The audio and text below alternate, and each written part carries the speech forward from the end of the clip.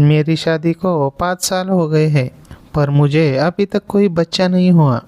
इसका कारण मेरे पति है। धीरे धीरे मेरा मन उदास और निराश होने लगा। मैं किसी ऐसे व्यक्ति की तलाश में थी जो मुझे सारी खुशियाँ दे सके, क्योंकि मेरे पति ज़्यादा से ज़्यादा 2-3 मिनट तक ही टिक पाते हैं। उसके बाद वो किसी भी तरह से उठते नहीं थे और मैं अधूरी सी जिंदगी जी रही थी। इसलिए मैंने कुछ ऑप्शन ढूंढने शुरू किए और फिर मेरी ज़िंदगी में खुशियाँ आई। हमारे घर के पीछे वाली गली में एक नौजवान रहता था। वो करीब 25 साल का था। धीरे धीरे हमारी जान पहचान हुई। मेरे पति के काम पर जाने के बाद वो मेरे घर आता था। जैसे ही मैं दिन में बाथरूम से निकली, वो सामने से आया और उसने मुझे जो दिखाया उसे देखकर मेरी आंखें फटी की फटी रह गई। नमस्ते दोस्तों, मेरा नाम दीपिका है। मेरी उम्र 35 साल है। मैं एक शादीशुदा औरत हूँ और मैं मुंबई में रहती हूँ। मैं नागपुर के एक बड़े सरकारी स्कूल में प्रिंसिपल हूँ। मेरे पति एक कंपनी में काम करते हैं।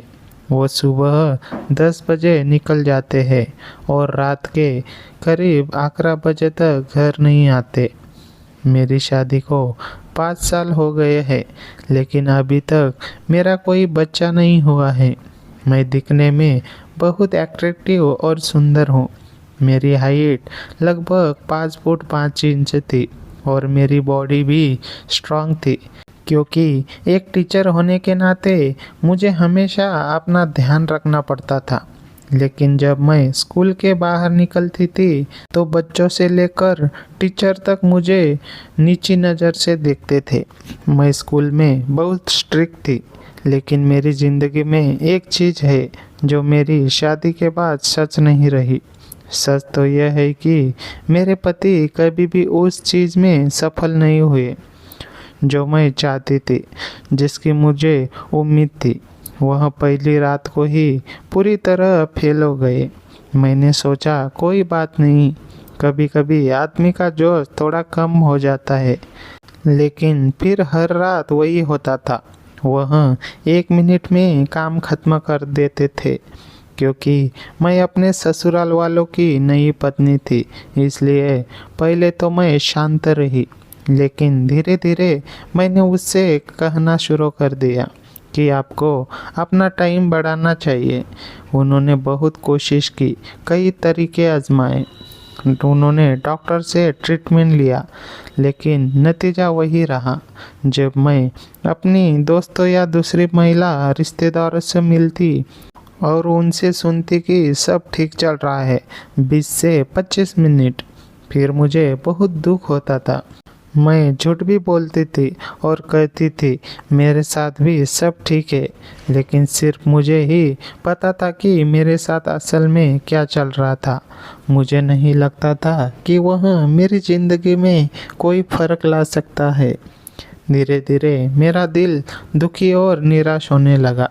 धीरे धीरे मैं किसी ऐसे इंसान की तलाश में थी जो मुझे सारी खुशियाँ दे सके, क्योंकि मेरे पति ज़्यादा से ज़्यादा 1-2 मिनट भी टिक पाते थे। उसके बाद वो किसी भी तरह उठ नहीं पाते थे और मैं अधूरी सी ज़िंदगी जी रही थी।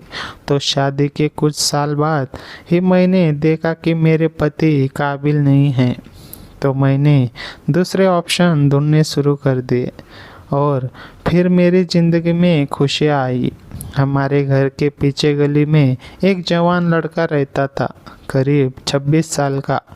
जब मैं किसी काम से छत पर जाती तो वो मुझे देखता। शुरू में तो मुझे उसने देखना बुरा लगा था, लेकिन जब मेरी ज़रूरतें मुझ पर हावी होने लगी तो मैंने सब कुछ छोड़कर उसे देखना शुरू कर दिया। एक दिन वो मुझे देखकर मुस्कुराया। मैंने भी उसे जवाब दिया। कुछ दिन ऐसे ही बीत गए। एक दिन वो मुझे रास्ते में मिला और उनसे मुझे चाय पिलाई। उसने बात करने के बाद मुझे लगा कि वो एक अच्छा लड़का है उसका रंग, रूप, हाइट सब कुछ ठीक था। मैंने उससे पूछा कि वो क्या करता है, तो उसने बताया कि वो 12 साल का है और अब वो स्टॉक मार्केटिंग सीख रहा है। उसके बाद हम कुछ और बार मिले तो मैंने उसे अपना मोबाइल नंबर दिया। उसी रात उसने मुझे फ़ोन किया। हमने काफ़ी देर तक बात की। पहली रात को उसने मुझे गर्लफ्रेंड के तौर पर प्रपोज किया। मैंने तुरंत मान लिया क्योंकि मुझे पता था कि जितना ज़्यादा टाइम बिताऊंगी उतना ही टाइम पास होगा। दोस्ती बढ़ी और मुझे उससे कई मज़ेदार फ़ोटो और व्हाट्सएप मैसेज मिले। मैंने 2 दिन बाद उसे हाँ कह दिया। उसके बाद सब कुछ बदल गया। मैं बहुत खुश रहने लगी। मेरे स्कूल और कॉलेज के दिनों में बहुत से लड़के मुझे देखते थे। मुझे कुछ लड़के पसंद भी थे, लेकिन बात कभी आगे नहीं बढ़ी। अब मेरी शादी हो चुकी थी, लेकिन मुझे पता था कि यह रिश्ता ज़्यादा दिन नहीं चलेगा। एक दिन मैंने चांस लिया और उसे अपने घर बुलाया। मेरे पति रात 11 बजे से पहले घर नहीं आते थे। मैंने कॉलेज की छुट्टियों का बहाना बनाया और खुद को थोड़ा टाइम दिया। वह चॉकलेट लाया, मैंने उसे बिठाया, चाय बनाई। उसके बाद हमने कुछ देर तक इधर उधर की बातें की। हम दोनों सोच रहे थे कि पहले कौन शुरू करेगा। आखिरकार उसने कहा, दीपिका, क्या मैं तुमसे कुछ कह सकता हूँ? तुम्हें बुरा तो नहीं लगेगा? मैंने कहा, हाँ बताओ। उसने कहा, हम फ़ोन पर बहुत बात करते हैं। यह कहकर वह खड़ा हुआ और मेरे सामने एक पैर क्रॉस करके बैठ गया। मैं भी खड़ी हो गई।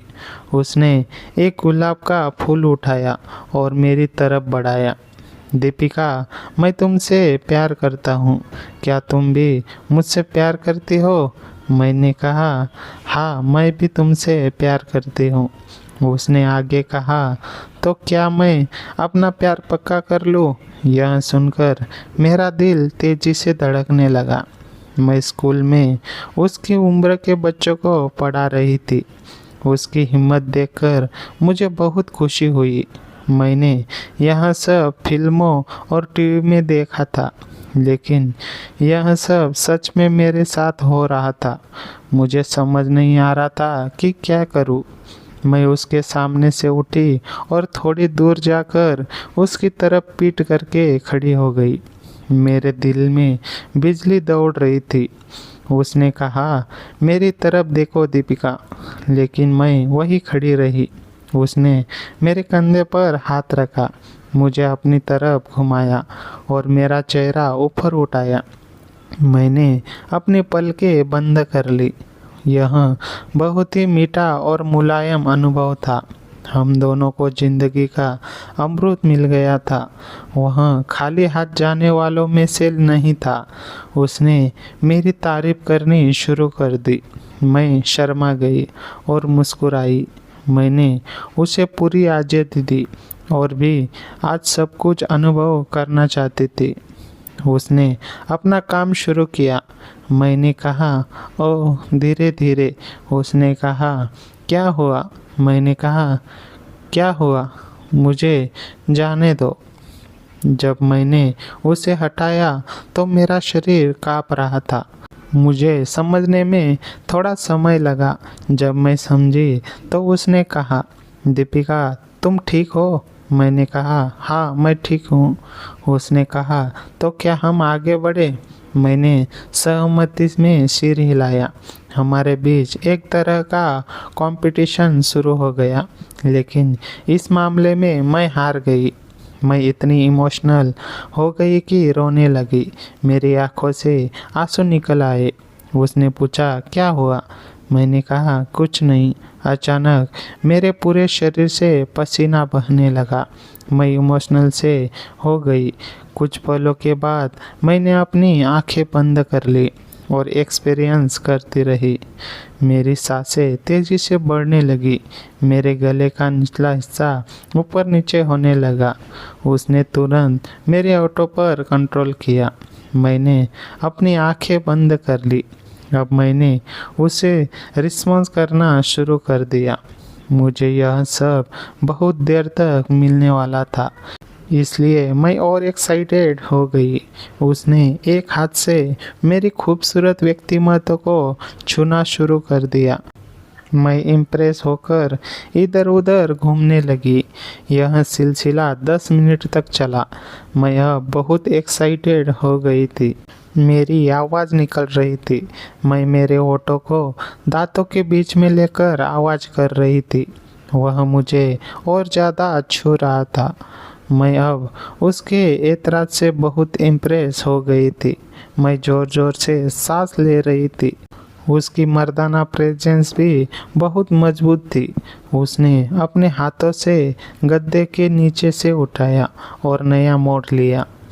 मुझे उसकी हरकत बहुत पसंद आ रही थी। मैं उछल रही थी और ज़ोर ज़ोर से सांस ले रही थी। मैं बहुत एक्साइटेड थी। मैं भी पूरे रंग में थी। मैंने वैसे ही पोजीशन ली जैसे उसने बताई। उसने मेरे बाकी कपड़े साइड कर दिए। अब मेरी खूबसूरत और नाजुक फूल उसे और अट्रैक्ट कर रही थी। उसने तुरंत मेरा वजूद छोड़ा और उस पर ज़ोर ज़ोर से सवार हो गया। मैं चीख पड़ी। मेरी आंखों से खुशी के आंसू आ गए। उसने मेरी तरफ कोई ध्यान नहीं दिया। फिर धीरे धीरे वह डुलने लगा। मैं खुशी से अपनी आंखें बंद करने लगी। मैं अब उस खूबसूरत पल का मजा लेने लगी थी। जैसे ही वह वहाँ पहुँचने लगा, मैं नशीली आहें भरने लगी। वह बहुत दर्द के साथ मेरी ज़िंदगी के उस हिस्से तक पहुँच रहा था। अब हमारे बीच कोई रिश्ता नहीं रहा, क्योंकि मुझे भी एक ज़बरदस्त सुकून मिल रहा था। मेरे चेहरे के एक्सप्रेशन खुशी से बदल रहे थे। मेरे चेहरे पर पसीने की बूंद जमा होने लगी थी, लेकिन वह अभी भी हिल रहा था और उस जन्नत जैसी भावना का मजा ले रहा था। मैं बस नशीली आहें भरकर उस खूबसूरत पल का एंजॉय कर रही थी। मेरा चेहरा खुशी से चमक रहा था। मैं इन पलों का पूरा मजा ले रही थी। अपनी खूबसूरत ज़िंदगी में उसकी मौजूदगी महसूस कर रही थी। मैं आंखें बंद करके बातें कर रही थी। ओह, सच में क्या खुशी देते हो तुम। फिर वह और हिलने लगा और खुद भी इंजॉय करने लगा। आखिरकार मैं उस जोशीले खूबसूरत पल में पहुंच गई। आखिरकार मैंने आवाज़ निकलना शुरू कर दी और अपनी पकड़ मजबूत करके पापी करने लगी। मेरे चेहरे पर एक तरह की संतुष्टि फैल गई। मैं बहुत खुश थी। धीरे धीरे खुशी में मेरी पकड़ मजबूत हो गई और मैं शांत हो गई। उसने यहाँ पूरी तरह से कंट्रोल कर लिया था। कुछ ही देर में उसे भी ऐसे लगने लगा था वह स्वर्ग में पहुँच गया हो। जैसे जैसे वह जोशीला पल पास आया, उसका बंधन टूट गया और उसने मेरी ज़िंदगी में खुशियों के रंग बिखरने शुरू कर दिए। उसे लगा जैसे वह स्वर्ग में तैर रहा हो। उसने बहुत हल्का महसूस हो रहा था। मेरे चेहरे पर एक अनजानी खुशी और आनंद चमक रहा था। मैं शांति से मुस्कुरा रही थी और मैंने प्यार से उसके बालों में हाथ फेरा और कहा, सच में आज तुमने मुझे ज़िंदगी की सबसे ज़बरदस्त खुशी दी है। मुझे ऐसी खुशी और सेटिस्फैक्शन कभी नहीं मिलेगा। फिर उन्होंने खुश होकर कहा, अब मुझे कोई चिंता नहीं है, क्योंकि मेरे पास आप जैसी खूबसूरत आंटी पड़ोसन के तौर पर है। आज मैं अपनी फीलिंग्स को बाहर निकालकर बहुत खुश हूँ। आप जैसी आंटी होना मेरे लिए कोई जन्नत से कम नहीं है। मैं सच में बहुत लकी हूँ। आज मेरी भी बहुत दिनों की इच्छा पूरी हो गई थी। अब मेरी कोई भी इच्छा अधूरी नहीं है। उन्होंने पूछा, क्या तुम सेटिस्फाइड हो? मैंने कहा, हाँ, पूरी तरह से। मुझे नहीं पता था कितना टाइम बीत गया। फिर उन्होंने कहा, अब मुझे जाना है। वह उठकर चले गए। मैं काफ़ी देर तक ऐसे ही लेटी रही। काफ़ी देर बाद मैं बाथरूम में गई। मुझे नहीं पता था कितना टाइम बाथरूम में बीता। बाथरूम में मैंने शीशे में देखा। मैंने खुद को इतना खूबसूरत कभी नहीं देखा था, लेकिन जो भी था आज मुझे अच्छा लग रहा था। फिर मैंने नहाया, एक बार फिर तैयार हुई और ठीक से अपने कमरे में चली गई। बाथरूम से निकलने के बाद जब मैंने शीशे में खुद को निहारा तो मेरे चेहरे पर एक अलग ही रौनक थी जो पिछले 5 सालों में कभी नहीं आई थी। मैंने अपने बिखरे बालों को ठीक किया, साड़ी के पल्लू को संभाला और कमरे में आकर बैठ गई। कमरे की खामोशी में अभी भी उसकी खुशबू और वो जादुई पल तैर रहे थे जिसने मुझे पहली बार एक मुकम्मल औरत होने का एहसास कराया था। मैंने घड़ी देखी, शाम के 6 बज चुके थे और मेरे पति के आने में अभी भी काफ़ी वक्त था। मेरा मन अजीब सी कश्मकश में था। एक तरफ समाज और शादी का बंधन था तो दूसरी तरफ वो अधूरी ख्वाहिशें जो आज जाकर पूरी हुई थी। मैंने सोफे पर बैठकर अपने फ़ोन को देखा, तभी स्क्रीन चमकी और उसी लड़के का मैसेज आया, दीपिका घर पहुंच गया हूँ पर दिल अभी भी वही छोड़ आया हूँ। उस मैसेज को पढ़कर मेरे चेहरे पर खुद ब खुद एक मुस्कान आ गई और मैंने बिना देर किए जवाब दिया, कल फिर उसी वक्त का इंतज़ार रहेगा।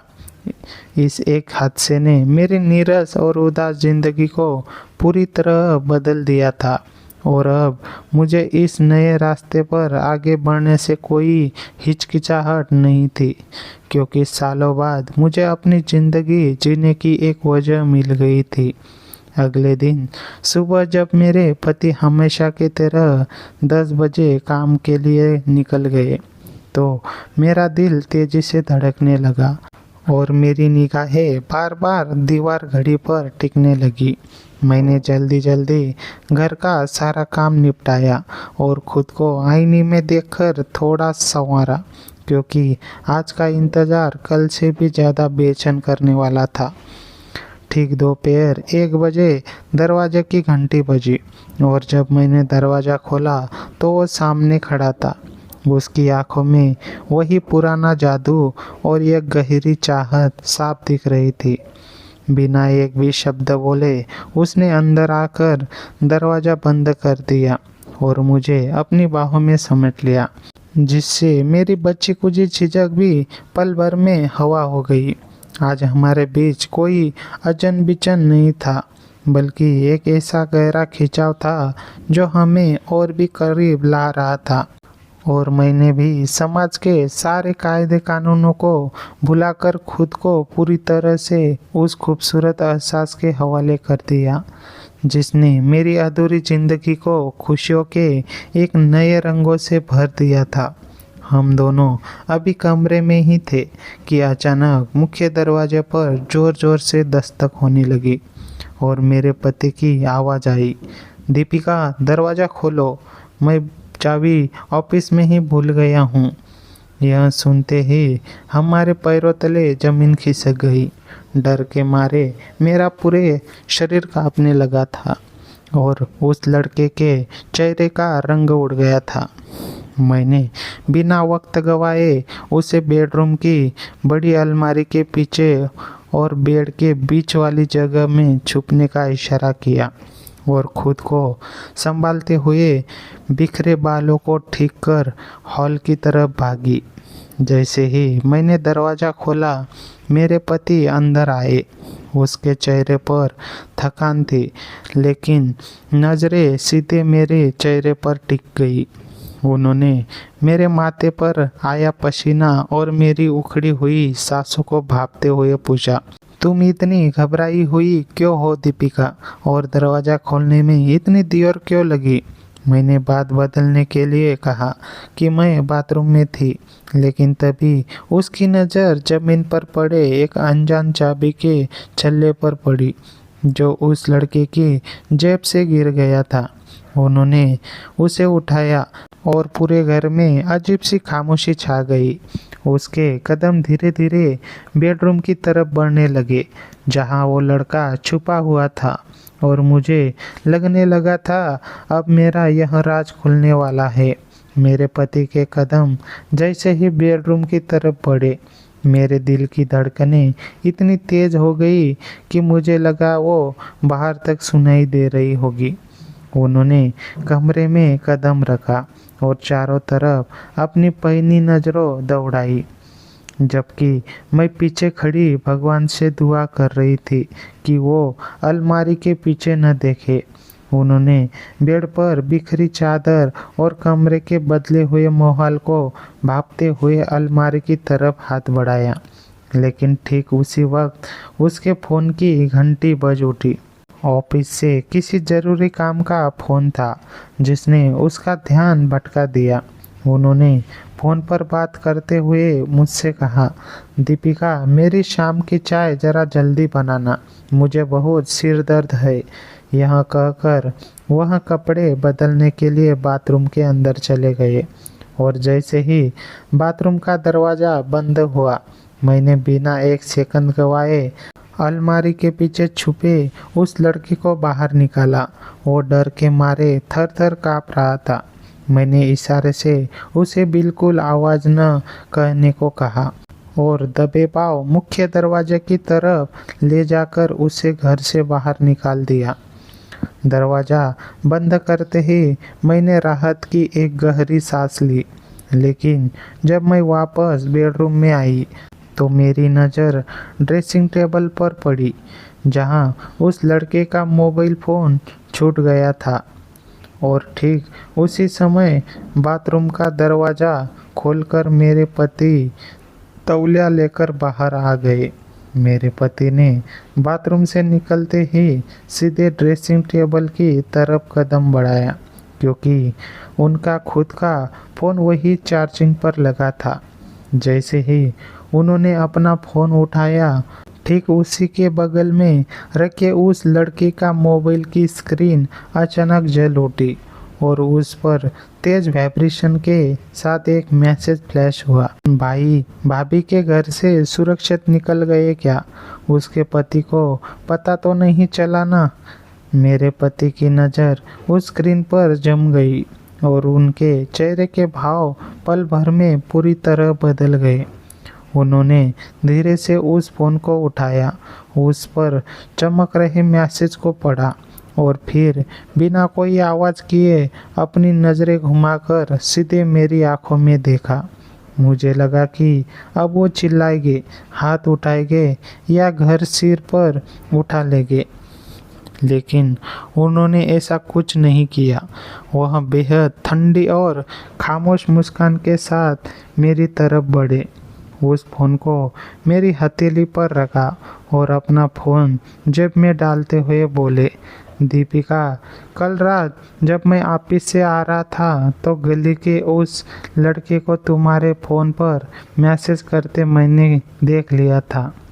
मुझे लगा था कि शायद मैं गलत हूँ, लेकिन आज सब साफ हो गया है। तुमने मुझे धोखा नहीं दिया, बल्कि तुमने बस वो ढूंढ लिया जो मैं तुम्हें कभी नहीं दे पाया। इस फ़ोन को उसे वापस कर देना। मैं आज ही हमेशा के लिए इस घर से और तुम्हारी ज़िंदगी से जा रहा हूँ। यह कहकर वह बिना कोई कपड़ा बदले अलमारी से अपना सूटकेस उठाया और सीधे मुख्य दरवाजे की तरफ बढ़ गए और पीछे छोड़ गए एक ऐसा सन्नाटा जिसने मुझे अपनी ही नज़रों में गुनहगार बना दिया था। उसके जाने के बाद घर में एक ऐसा सन्नाटा पसर गया जो मुझे अंदर ही अंदर काटने लगा। मुख्य दरवाज़ा खुला हुआ था और मैं वही बेडरूम के फर्श पर उसी लड़के का फ़ोन हाथ में लिए सुन्न बैठी थी। मेरे पति का वो शांत चेहरा और उसकी बातें मेरे कानों में बार बार गूंज रही थी। उन्होंने न तो गाली दी थी न झगड़ा किया था, बस एक ऐसा सच कह दिया था जिसने मेरी आत्मा को झकझोर कर रख दिया।